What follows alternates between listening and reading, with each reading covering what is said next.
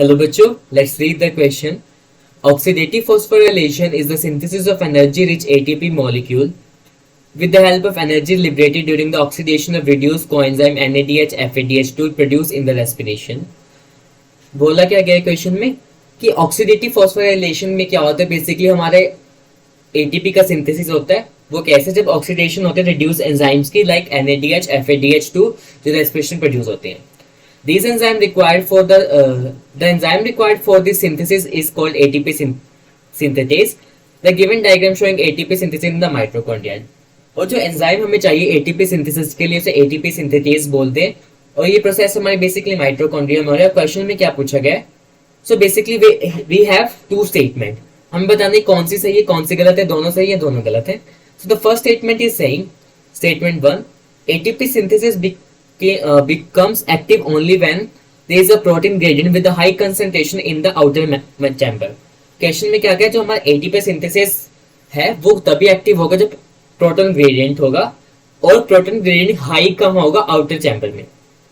Statement 2 बोल रही है the method of forming ATP using electrochemical hydrogen positive ion hydronium ion flow through the membrane is termed as chemiosmotic ATP synthesis. जो हमारे method होता है ATP बनाने का इलेक्ट्रोकेमिकल फ्लो से, उसे हम कीमियो-ऑस्मोटिक एटीपी सिंथेसिस बोलते हैं. हाँ या ना वो भी देखना है. So what would be the key concept here. पहले हम थोड़ा पढ़ेंगे उसके बारे में. We gonna find out the answer. So the key concept here will be oxidative phosphorylation. Oxidative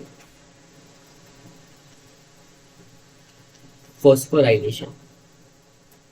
अगर बात करें ऑक्सीडेटिव फॉस्फोराइलेशन की, ये बेसिकली है, इसमें हमारा एटीपी का सिंथेसिस होता है एंड दो एंजाइम की, यू कैन से दो कॉम्प्लेक्स की हेल्प से होता है. वो कौन सा कॉम्प्लेक्स होता है? F1 F0 complex. जो F1 की बात करें, F1 is head and F2 is known, F0 is what? Base.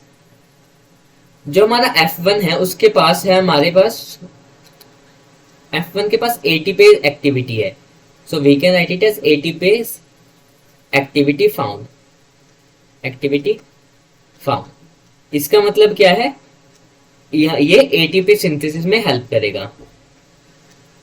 Synthesis में हेल्प करेगा. क्योंकि इसके पास कौन सा एंजाइम है? ATPase synthesis.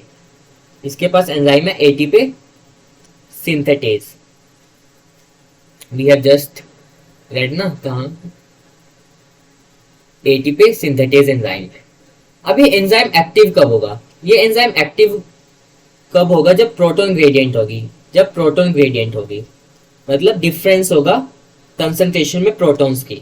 और कहाँ ज्यादा हो कहाँ कम?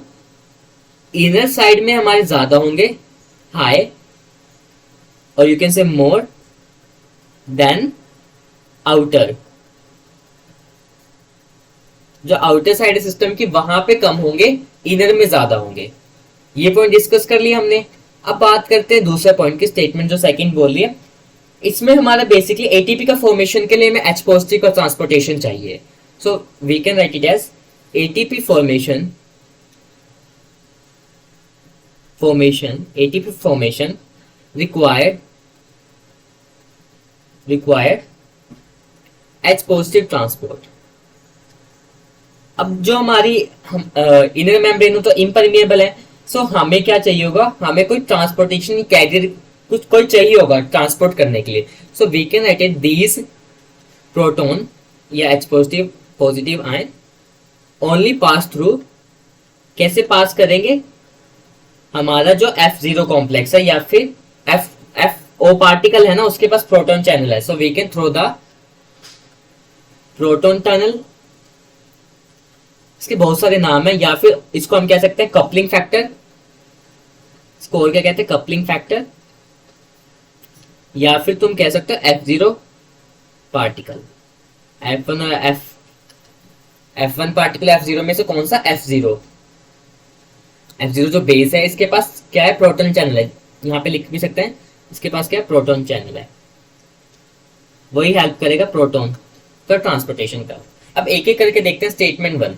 स्टेटमेंट जो 1 बोल रही है वो बोल रही है ATP synthesis become active only when there is a proton gradient. ये बात बिल्कुल सही है, जब प्रोटॉन ग्रेडियंट होगा तभी एटीपी सिंथेसिस एक्टिव होगा। आगे बढ़ो, with high concentration in the outer chamber, outer chamber में नहीं इनर साइड में, इनर चैम्बर में ज्यादा होनी चाहिए, तो गलत होगी। सेकंड स्टेटमेंट की बात करें, the method of forming ATP using electrochemical flow through the members termed as chemiosmotic ATP synthesis. हाँ, इसको ही हम क्या बोल रहे हैं, इसी को हम बोलते हैं कीमियोओस्मोटिक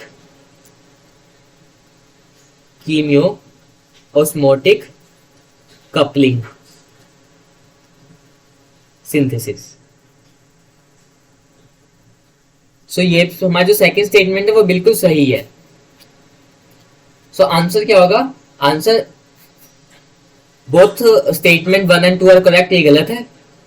statement 1 is correct but statement 2 is incorrect, ये गलत है। First statement is incorrect and second statement is correct, ये बिल्कुल सही है।